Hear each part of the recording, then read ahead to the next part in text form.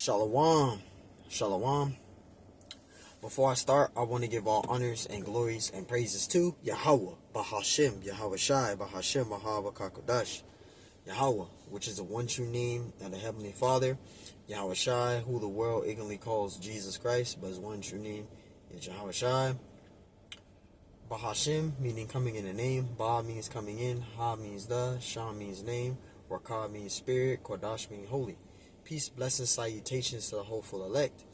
And double honors to Yahweh Bahashim Yahweh Shai. And double honors to the elders and the apostles and bishops who will well and teach well, because those are the men who I learned this truth from through the spirit and power of Yahweh Bahashim Yahweh Shai. Shalom to you brothers that's in this truth, pushing this word in truth and sincerity. And shalom to you sincere sisters that's listening in silence as the scriptures command you to do so. I am the brother Mashiach Razakah. We're going to go back to the basics in this lesson. And this lesson is going to be taught as Genesis 49. Alright, because this is important. One of the basic breakdowns that you should know in this truth is Genesis 49. Okay, and we're going to break this down through the spirit. I'm going to make it as short as I can. I'm going to add precepts here with the spirit. But we're going to go into Genesis 49. Alright, and Lord willing, this lesson is edifying. This is Genesis 49 and 1. It says, "And Jacob called unto his sons, and said, Gather yourselves together, that I may tell you that which shall befall you in the last days." Gone. And that word befall, it goes into the Hebrew word bakwaya'ah. Okay? And that word bakwaya'ah, it means to encounter. Okay? That's what that word befall goes into. Okay? It goes into that word bakwaya'ah, which means to encounter. Okay? And then it says that I may tell you that which shall befall you in the last days. And that word last goes into the Hebrew word acharayath, which means future prophecy, future events. Okay, future prophecy. That word last goes into the Hebrew word acharayath, right, which is later time, poetic for future time, future prophecy. Okay. And to add to it, we've been in the last days. Okay, we've been in the last days since the Messiah first stepped foot on the scene. So I'm going to read this again. I'm going to get a precept proving that we've been in the last days. This is Genesis 49 and 1. "And Jacob called unto his sons, and said, Gather yourselves together, that I may tell you that which shall befall you in the last days." So we've been in the last days. And I got a precept for that. This is Hebrews, I think it's 1 and 2. This is Hebrews 1 and 2. And it says,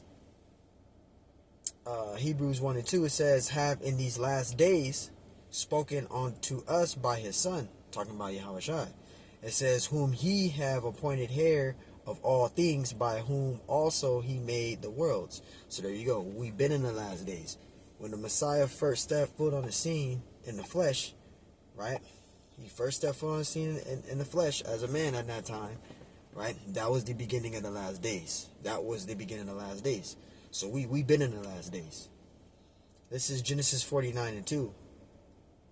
It says, "Gather yourselves together, and hear ye, sons of Jacob, and hearken unto Israel your father." This is Genesis 49 and 3. It says, "Reuben, thou art my firstborn, my might, and the beginning of my strength, the excellency of dignity, and the excellency of power."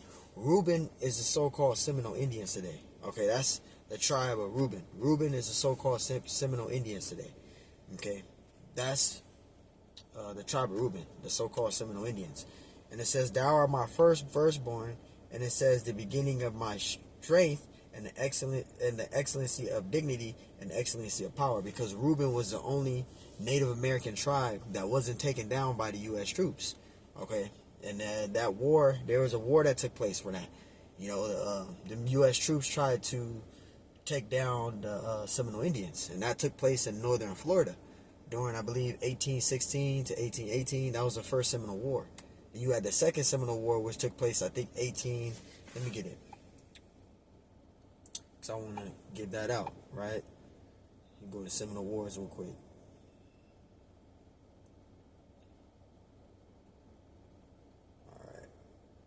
Seminole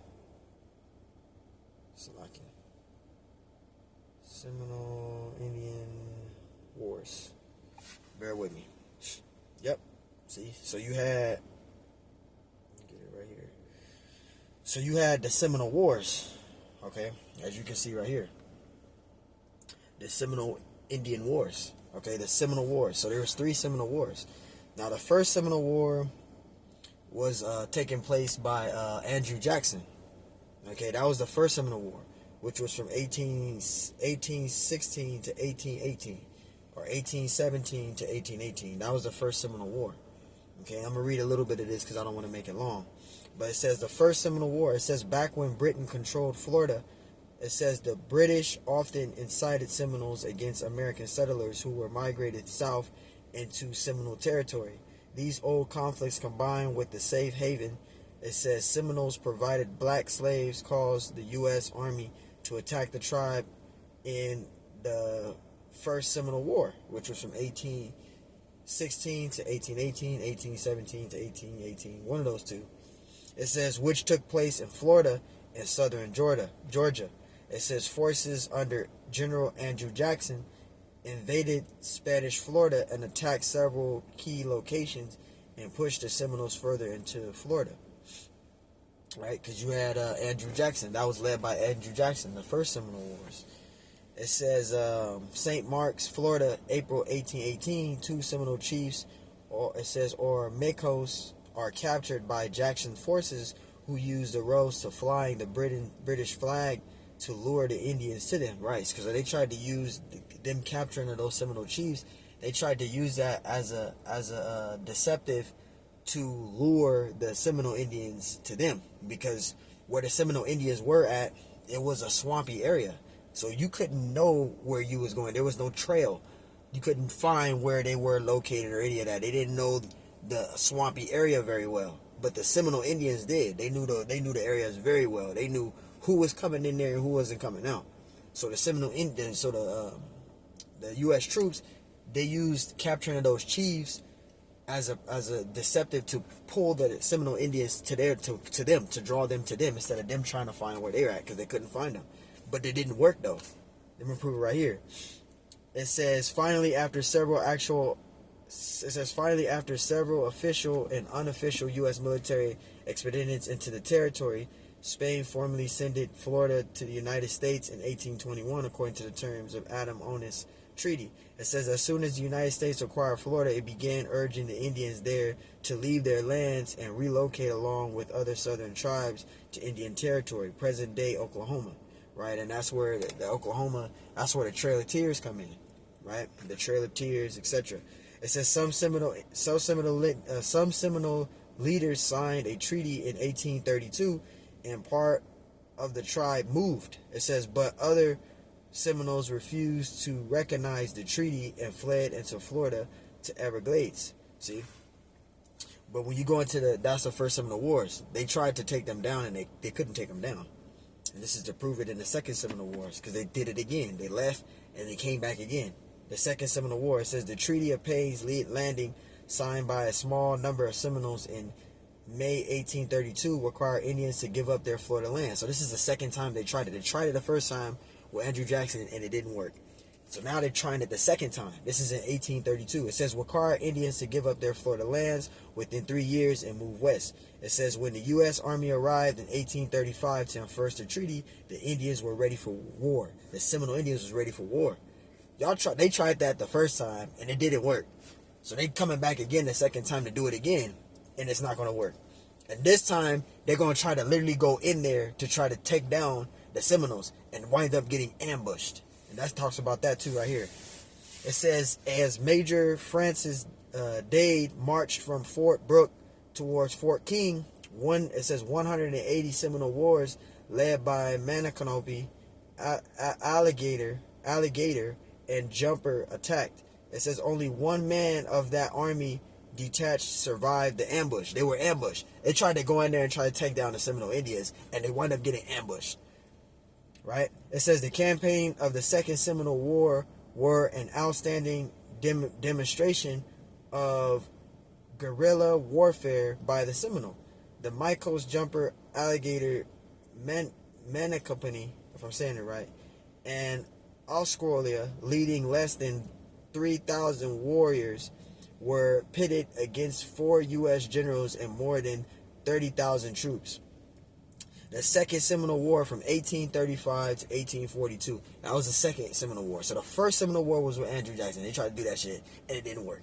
They tried to come back the second time and do it, and it didn't work. They got ambushed, right? It says, usually referred to as the Seminole War proper, was the fiercest war waged by the U.S. government against American Indians. The United States spent more than $20 million fighting the Seminoles.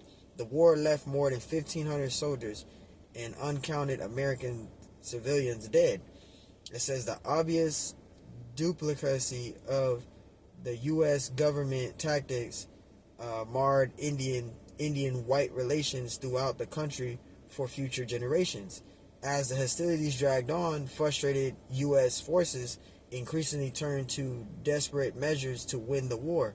For example, Osceola was captured and imprisoned when he met with U.S. troops who had called for a truce and claimed they want to talk peace because they tried to dominate them and it didn't work. They tried to go in there and dominate them and it didn't work. So now they try to do the peace treaty thing and try to think they can do it.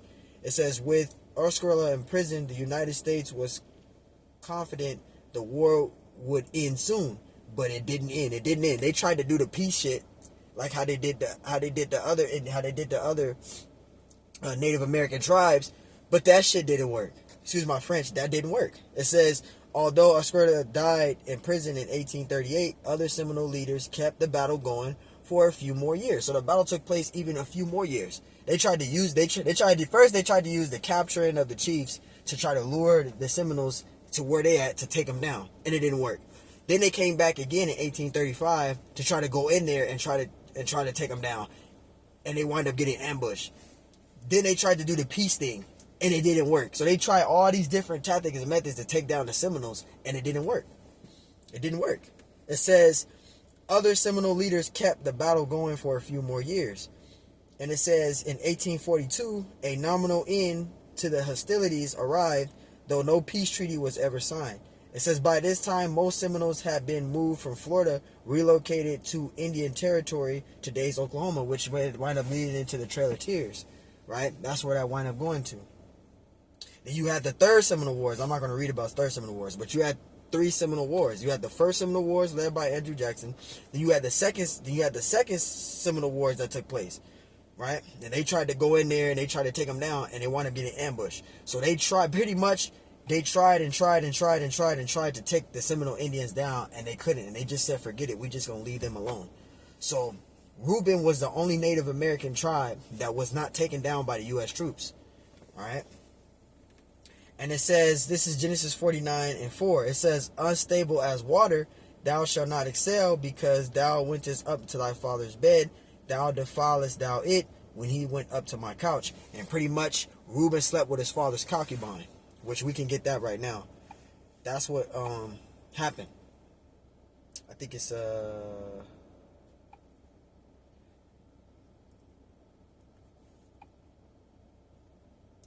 when you go to is it 34? Bear with me. I'll just get it right here real quick.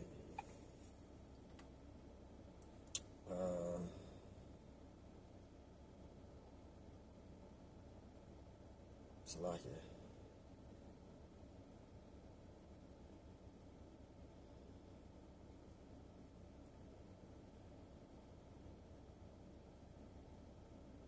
Bear with me. Genesis 35:22. Okay. And we're going to prove that. So pretty much, Reuben slept with his father's concubine. He broke the commandment. This is right here. Genesis 35:22. It said, it came to pass when Israel dwelt in the land that Reuben went and lied with Bilhah, his father's concubine, and Israel heard it. Now the sons of Jacob were 12. So Reuben slept with his father's concubine. He broke the oath. He broke the commandment. Okay? He slept with his father's concubine. So Reuben is the so-called Seminole Indians today. That's the tribe of Reuben. Okay? We're going to get there in a minute. So, like, I want to get something else out real quick. But, yeah. This is Genesis 49. And we're going to go to... We're going to go to verse 5. This is Genesis 49 and 5. It says, Simeon and Levi are brethren. It says, instruments of cruelty are in their habitations. So Simeon is the so-called Dominicans today. That's Simeon. And Levi are the so-called Haitians today. That's the Levi. And Simeon and Levi, they live on the same island. All right, they are brethren. They live on the same island, which is Hispaniola, which I'm going to show right here. Okay.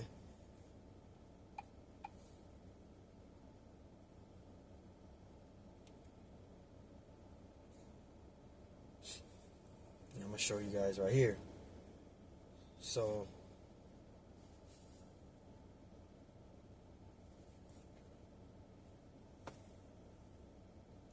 as you can see, this is Hispaniola. So you have Haiti right here, and you have the Dominican Republic over here.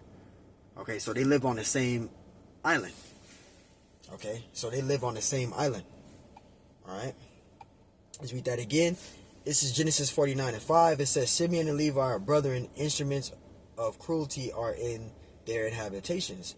Right, and then when it talks about the cruelty in their habitations, the Haitians, they do a lot of voodoo. So pretty much they go down to Suriname, and they pretty much cut the heads off of those people down there in Suriname, and they take the skulls of the head of the skulls of those people, and they sell them to the voodoo priests. That's that cruelty there. All right, it says, in instruments of cruelty are in their habitations. Verse 6, it says, O my soul, come not thou into their secret. And their secret is that voodoo. They do a lot of voodoo. The Haitians do. It says, unto their assembly, mine hour. It says, be not thou united. And Shimeon, who are the so-called Dominicans, and the Haitians, who are the Levites. So Shimeon are the so-called Dominicans today. Okay, and the tribe of Levi, the Levites, are the so-called Haitians today. The Dominicans and the Haitians, they're not united. They're against each other. They look down on each other. They don't like each other.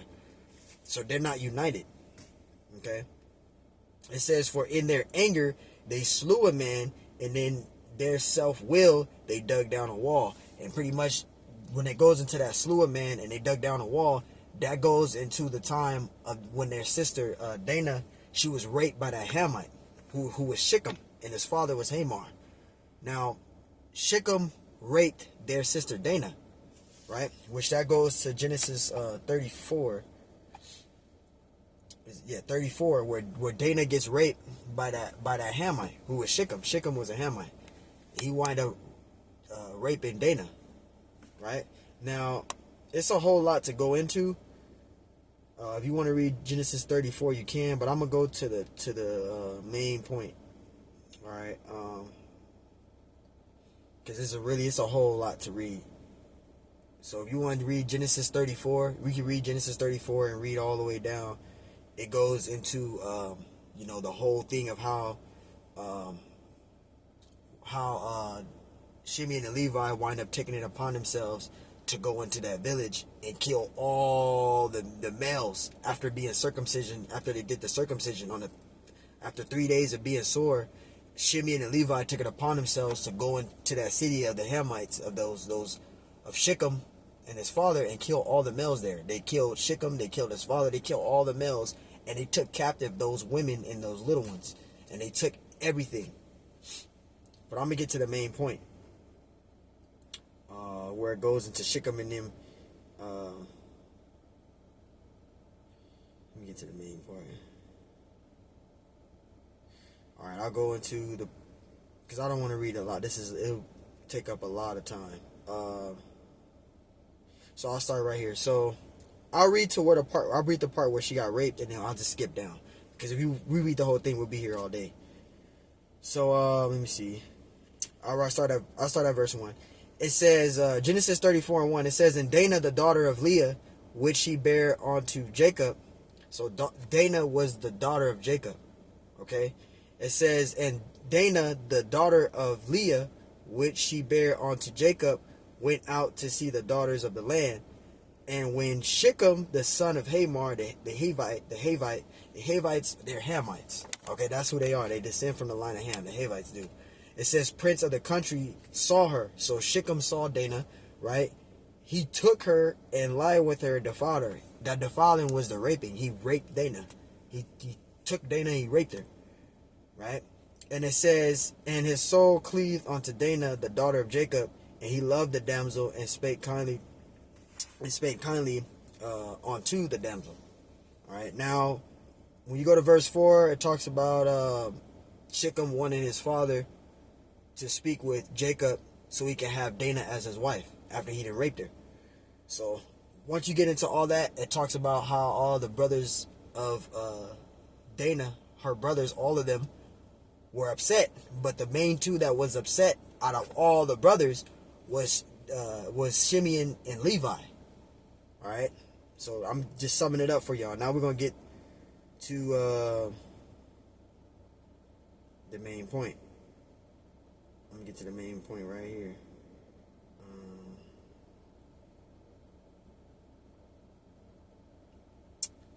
Bear with me.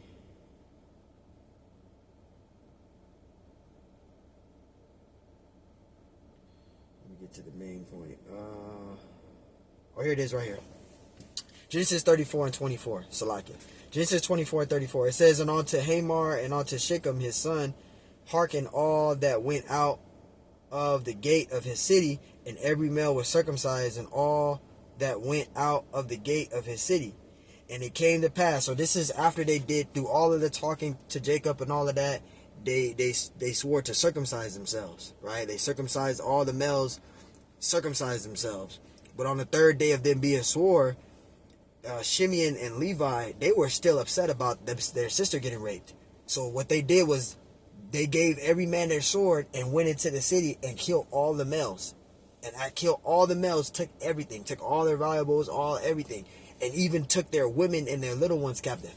Yes, Shimeon and Levi did that. I'm reading it right here. Verse 25. And it came to pass on the third day when they were sore. See, after 3 days of being circumcised, they were sore.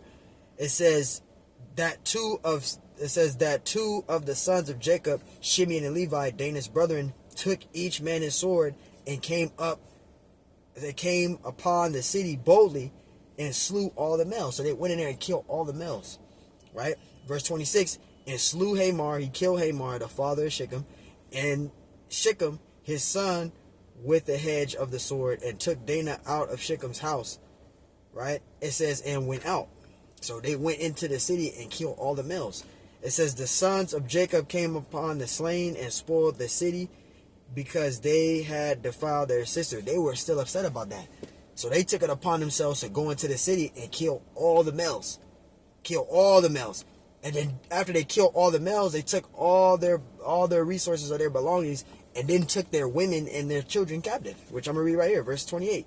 They took their sheep, they took their oxen and their asses, and that which was in the city, and that which was in the field, verse 29, and all their wealth. They took all their wealth and all their little ones, see, and their wives. So they took all their little ones and their wives captive. Took their captive and spoiled even all that was in the house. So Shimeon and Levi took it upon themselves to go into the city and slew all the males and take all the wealth and took all their oxen and their sheep and their asses and took their little ones and their wives captive. They did all of that, right? It says, verse 30, and Jacob said unto Shimeon and Levi, it says, yea, have troubled me to make me to stink among the inhabitants of the land, among the Canaanites and the Perizzites, and I being few in number, they shall gather themselves together against me and slay me, and I shall be destroyed, I and my house. And they said, shall he deal with our sister as with an harlot? So Shimeon and Levi, they got upset about that. They took it upon themselves, due to their sister getting raped, they took it upon themselves to go into the city and to kill all the males and take everything in there, the wealth, everything, and their little ones and their wives captive. That's what Shimeon and Levi did. So when you read up here, verse 6, and it says, in my soul come not thou into their secret, which is the voodoo, in their assembly mine honor. It says, be not thou united, for in their anger they slew a man, and in their self-will they dig down a wall. That's what that's talking about.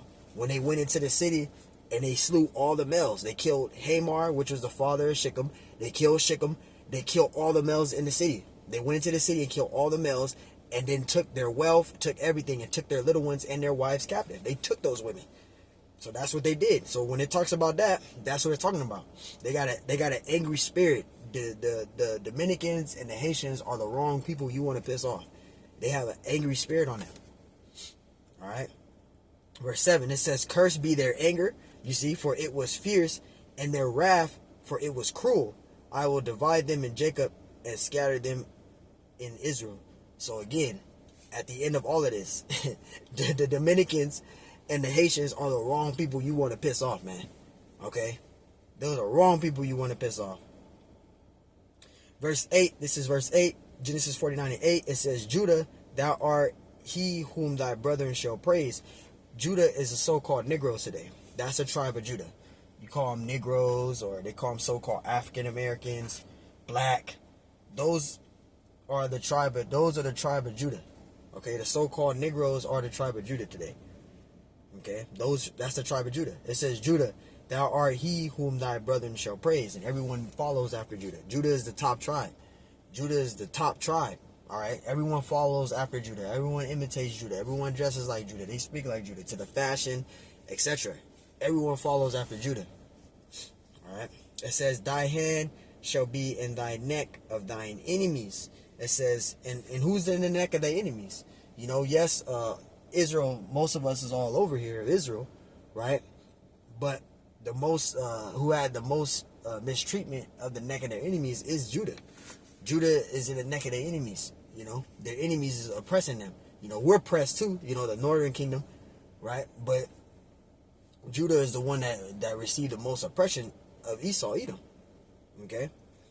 So it says, Judah, thou art he whom thy brethren shall praise, thy hand shall be in the neck of thine enemies, right? It says, thy father's children shall bow down before thee, because it's going to come to a time where we're going to bow down before Judah, because Judah is the top tribe. Judah is the head tribe out of all the other tribes, all right? So the Lord is going to have it where all of us is going to follow after Judah. Judah is the top tribe, all right? Verse 9, it says, Judah is a lion's whelp from the prey. And who's the prey? Esau, Edom. Okay, Esau, Edom is that prey. And when you go into, I'm trying to think of the precept right now. I think it's 1 Kings. Yes, 1 Kings, I believe is it 16? Is it 1 Kings 16? Bear with me. It might be 2 Kings. Let me see.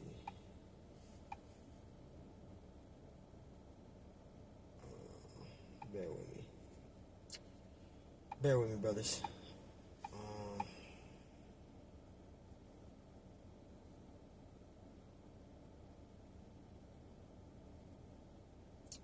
I think it's 1 Kings or 2 Kings.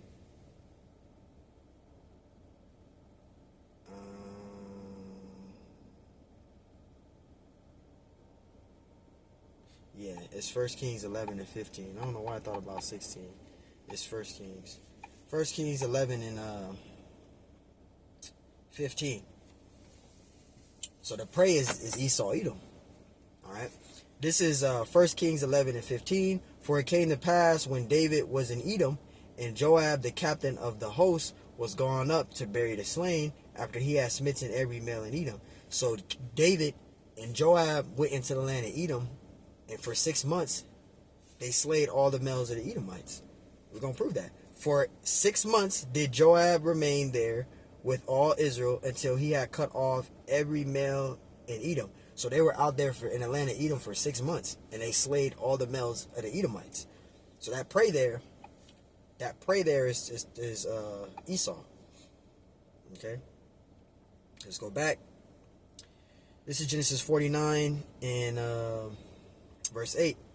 It says, Judah, thou art... Yeah, I'll read it, verse 8. Genesis 49:8 is actually 9, but I'll read it from again, verse 8. Verse 8, Judah, thou art he whom thy brethren shall praise. Thy hand shall be in the neck of thine enemies. Thy father's children shall bow down before thee. Verse 9, it says, Judah is a lion's whelp from the prey. My son, thou art gone up. It says, he stooped down, he crouched as a lion and as an old lion. Because right now, Judah is that old lion. He's getting killed left and right by these Edomites, these damn police, killing Judah, killing Jake left and right, killing Judah left and right. Judah's that old lion. But the Lord is going to rise him up. And he's going to rise up into that young lion. And his shit is about to hit the fan when that time comes. Right? And it says, he crouched as a lion and as an old lion. Who shall rise him up? Yahweh Shemashai is going to rise up Judah. Right now he's that old lion. But the Lord is going to rise him up. And he's going to turn into that young lion. And shit is about to hit the fan when that takes place. Because once Ephraim rises up, once Judah rises up, then Ephraim's going to follow. The Lord's going to have Ephraim to do that. And then when Ephraim rises up, then all the other tribes are going to follow after Ephraim.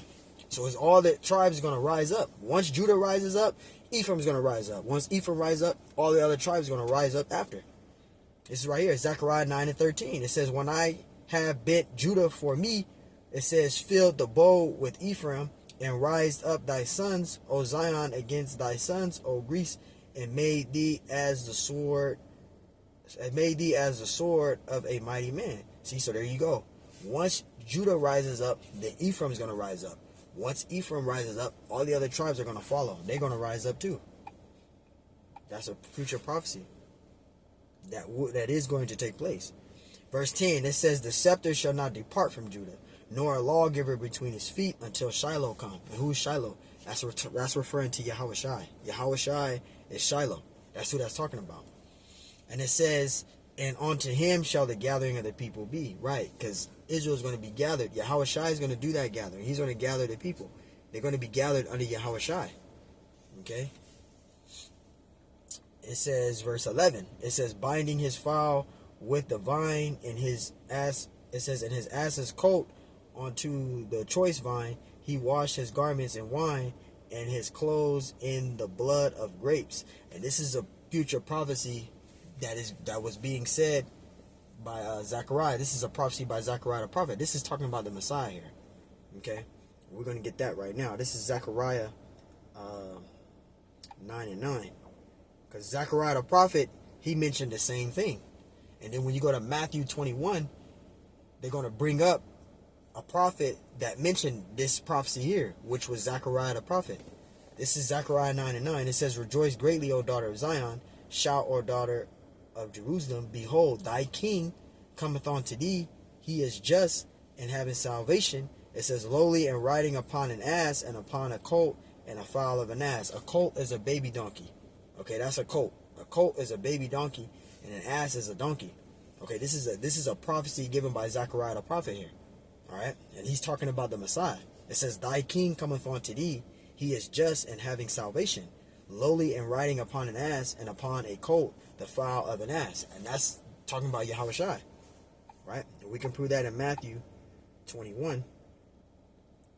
Here it is right here. Matthew 21:1. It says, and when they drew nigh unto Jerusalem and were come to Bethphage, right, unto the Mount of Olives, it says, then sent Yahushai 2 disciples. So Yahushai sent 2 of his disciples to go and gather him a colt, which is a baby donkey, and an ass, which is a donkey. He told them to gather them for him.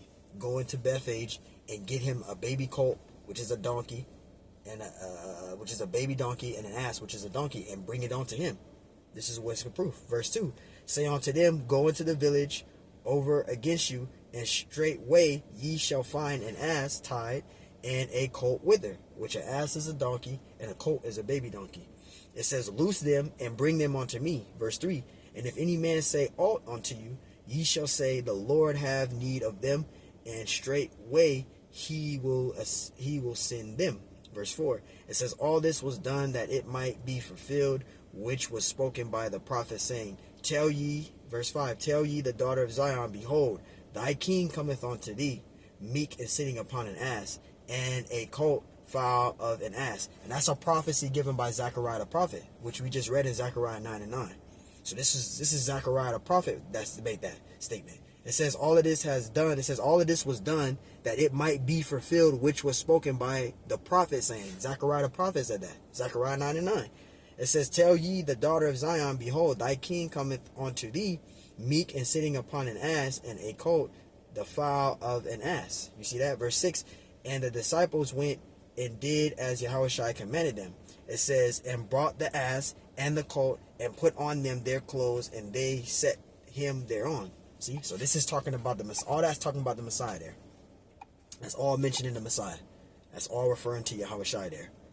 Verse 12. This is talking about Yahushua. His eyes shall be red with wine, because the Messiah drank a lot of wine. He was a wine bibber. Yes, he was an alcoholic. He drank a lot of wine. Now, when we say that, you get people that start bugging out about that. The Messiah didn't drink no grape juice. He drank wine. He was a wine bibber, alcoholic. He drank a lot of wine. That's why his eyes was red with wine. It says his eyes shall be red with wine, and his teeth white with milk. Now, that his teeth white with milk, that's not literally talking about the Messiah's actual teeth. That's talking about the sincere milk of the word. Okay, we can get that right now.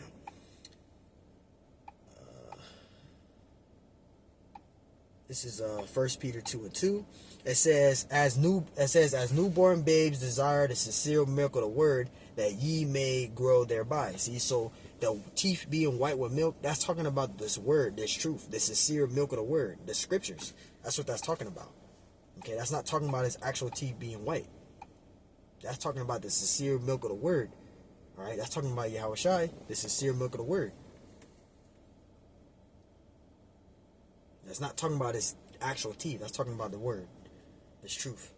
All right. It says, in his teeth being white with milk. So that's talking about the sincere milk of the word there. Verse 12, it says, Zebulun shall dwell at the haven of the sea. Right. It says, and he shall be for an haven of ships. Zebulun is the Panamanians and Guatemalans today. That's Zebulun.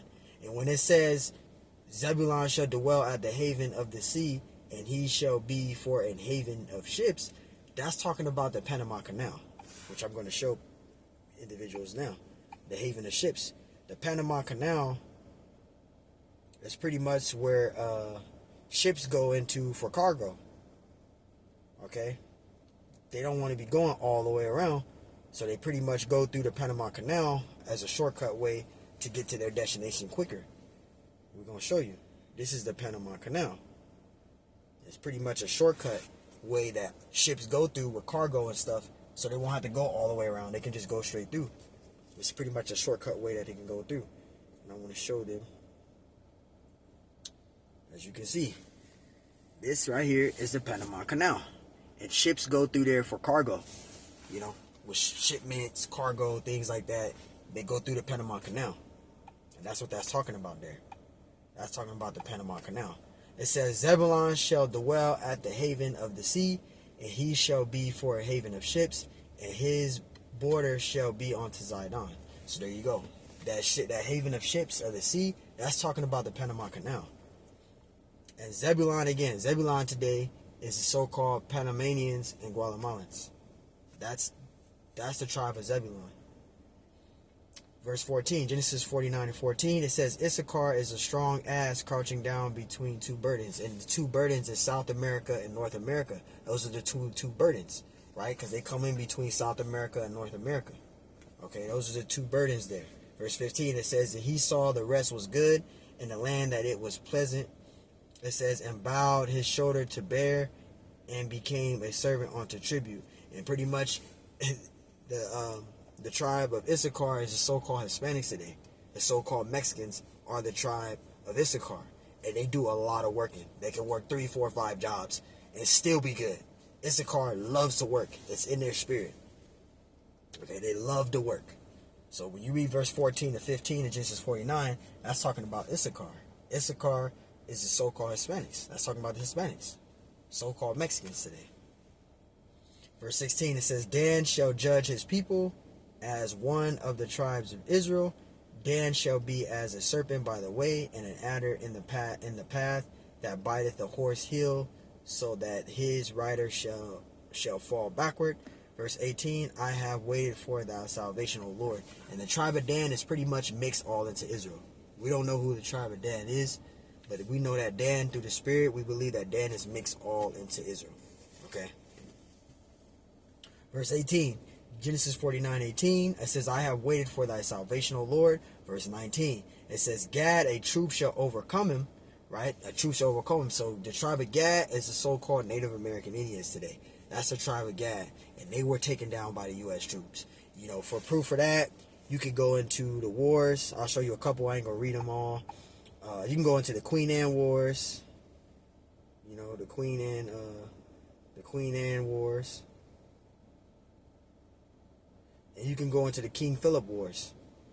Okay, they were in that. You can go into the Indian Wars. You can go into Wounded Knee. You can go into the Indian Colonial Wars, the Trail of Tears, all of these wars. But I'm gonna show a couple. You got the because I don't want to make this long. You got the Queen Anne Wars. It says Queen Anne Wars was the second in the the Queen Anne Wars was the second war. Actually, I'll go back. We'll go to King Philip Wars. Okay, we'll go there first. I always get confused between the King Anne Wars, which one was first. But you got the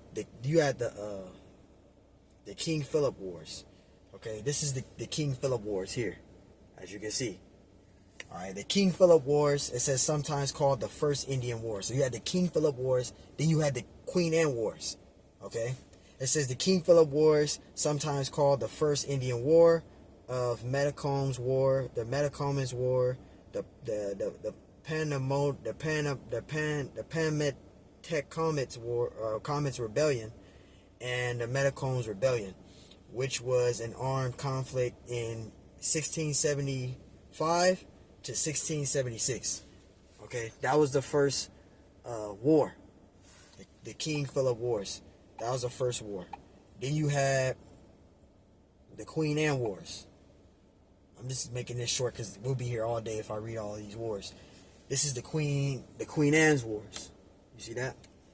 And it says the Queen Anne's Wars was the second in a series of the French and Indian Wars, right? Fought in North America involving the colonial empires of Great Britain, right? So this was the second war. This was the second Indian War. Then you had the Indian Colonial Wars, you had the Trail of Tears, you had Wounded Knee. There's many wars that you can go into, but I just always give out those two. You know, those are two that, you know, for example, for this prophecy here, you know. You can go into more wars if you want to get deeper into it. You can go into it if you want to know more about it. Alright, so it says Gad, a troop shall overcome him. Yeah, Gad was taken down by the US troops. Okay. It says, but he shall overcome at the last, and that's what's coming. We're going to overcome at the last, the tribe of Gad. Verse 20, it says, out of Asher his bread shall be fat, and he shall yield with dainties. And the dainties is the jewels, a lot of landmines, things like that, out in Brazil. And Asher is, I believe it's the Colombians, and Asher is the Colombians and Ugaranians. Okay, that's the tribe of Asher. Okay, they have a lot of jewels and rubies and things like that. It says Naphtali is a hind let loose; he giveth goodly words, and that's Naphtali is pretty much the Argentinians and Chileans. Okay, that's the tribe of Naphtali, the Argentinians and Chile. Okay, that's Naphtali. Okay, it says, verse 22, it says, Joseph is a fruitful bow. And we know who the tribe of Joseph is. The tribe of Joseph is Ephraim. But you also have Manasseh. Because Manasseh and Ephraim come from Joseph, which is their father. Okay, it says, Joseph is a fruitful bow, even a fruitful bow by a well, whose branches run over the wall. Verse 23, it says, the archers have sorely grieved him, and shot at him, and hated him. Verse 24, it says, his bow abode in strength, and the arms of his hands were made strong by the hands of the mighty power of Jacob.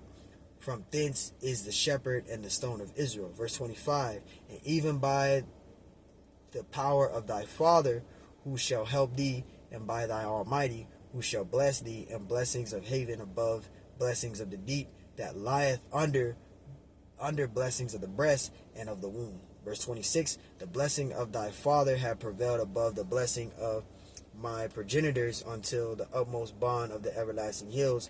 They should be on the head of Joseph and on the crown of the head of him that was separated from his brethren. And Joseph is the tribe of Ephraim. And Ephraim, notice when you read Genesis 49, it doesn't mention in Genesis 49 Ephraim and Manasseh. Because Ephraim and Manasseh, their father was Joseph. Okay? And Jacob, the father of Joseph, claimed Ephraim and Manasseh as his own sons. Those two, Ephraim and Manasseh, make up the 12 tribes of the nation of Israel. We're going to prove that. Genesis 49 and 1. And it came to pass after these things that one told Joseph, behold, thy father is sick. And he took with him his two sons, Manasseh and Ephraim. So Manasseh and Ephraim are Joseph's biological sons. But you see, Jacob took Joseph's sons, Ephraim and Manasseh and Ephraim, and claimed them as his own children. They make up the 12 tribes of the nation of Israel. Verse 2, it says, one told Jacob and said, behold, thy son Joseph cometh unto thee. And Israel strengthened himself and sat upon the bed. Verse 3, it says, and Jacob said unto Joseph, power almighty appeareth unto me at loose in the land of Canaan, and bless me, and said unto me, behold, I will make thee fruitful and multiply thee, and I will make thee a multitude of people, and will give this land thy seed after thee for an everlasting possession. Verse 5, and now thy two sons, Ephraim and Manasseh, this is Jacob speaking, and it says, and now thy two sons, Ephraim and Manasseh, which were born unto thee in the land of Egypt, before I came unto thee into Egypt, are mine. So he took Ephraim and Manasseh, which Ephraim and Manasseh, their biological father, their father was Joseph. But Jacob took Joseph and Manasseh. Jacob took Manasseh and Ephraim and claimed them as his own children, which make up the 12 tribes. And Salakia. I don't know why I was about to say Esau, but Salakia. It says, behold, it says, I'll read from the top. And this is Genesis 48 and 5. It says, and now thy two sons, Ephraim and Manasseh, which were Joseph's sons, Jacob claimed his sons as his own sons. Ephraim and Manasseh, he claimed them as his own sons. It says, which were born unto thee in the land of Egypt, before I came unto thee into Egypt, are mine. As Reuben and Shimeon, they shall be mine. So he claimed Joseph's two sons as his own sons, Ephraim and Manasseh, which makes up the 12 tribes. That's why when you read Genesis 49, you don't see them there. But when you go to Genesis 48, you'll understand that Jacob claimed Joseph's two sons as his own sons. They make up the 12 tribes of the nation of Israel. Genesis 49:16, it says, Dan shall judge his people. I read that already. So like it. I'm at Benjamin now. Genesis 49:27 says, Benjamin shall raven as a wolf in the morning. He shall devour the prey, and at night he shall divide the spoil. And Benjamin is the so-called Jamaicans today. That's the tribe of Benjamin, the West Indians. Okay? That's the tribe of Benjamin, the Jamaicans. And it says, all of these are the 12 tribes of Israel, and this is it that their father spake unto them, and blessed them. It says, every one according to his blessing, he blessed them, and he changed them and said unto them, I am be gathered unto my people. And this is Jacob. Pretty much, he's telling his sons where he wants to be placed in his burial. Right? It says, bury me. It says, bury me with my fathers in the cave that is in the field of Ephron the Hittite. Verse 30, it says, in the cave that is in the field of Machpelah, which is before Mamre, in the land of Canaan, which Abraham bought with the field of Ephron the Hittite for a possession of a burying place. Verse 31, it says, there they buried Abraham and Sarah his wife. There they buried Isaac and Rebekah his wife. And there I buried Leah. Verse 32, the purchase of the field and of the cave that is therein was from the children of Heth. Verse 33, and when Jacob had made an end of commanding his sons, he gathered up his feet into the bed and yielded up the ghost. So Jacob died. But that was his last speaking onto his 12 sons when you read Genesis 49. He was giving them a future prophecy and letting them know of each and every one of them what was going to be their destiny, pretty much, in the future. What was going to happen to their tribe, them individually, of their tribe, from their lineage, right? And it says, and was gathered up unto his people. So Jacob died. So pretty much, that's the whole breakdown of Genesis 49. There's more precepts I could have added, but if I'd have added it to this lesson, it'd have made it even longer. And I know Jake's got a short attention span, but, we have to go back to the basics through the Spirit. Hey, Lord willing, this lesson was edifying. I want to give all honors and glories and praises to Yahweh, Bahashem Yahushai, Bahashem Yahweh Kankodash. Peace, blessings, salutations to the hopeful elect. Shalom to you, sincere brothers that are scattered abroad, pushing forth His word in truth and sincerity. And shalom to you, sincere sisters that listen in silence as the scriptures command you to do so. I am the brother Mashiach Arazakah, and double honors to Yahweh Bahashem Yahushai, and double honors to the elders and the apostles and bishops who will well and teach well, because those are the men who I learned this truth from through the spirit of power Yahweh Bahashem Yahushai. And peace, blessings, salutations to the hopeful elect. Shalom. Lord willing, this lesson was edifying. On to the next one. Shalom.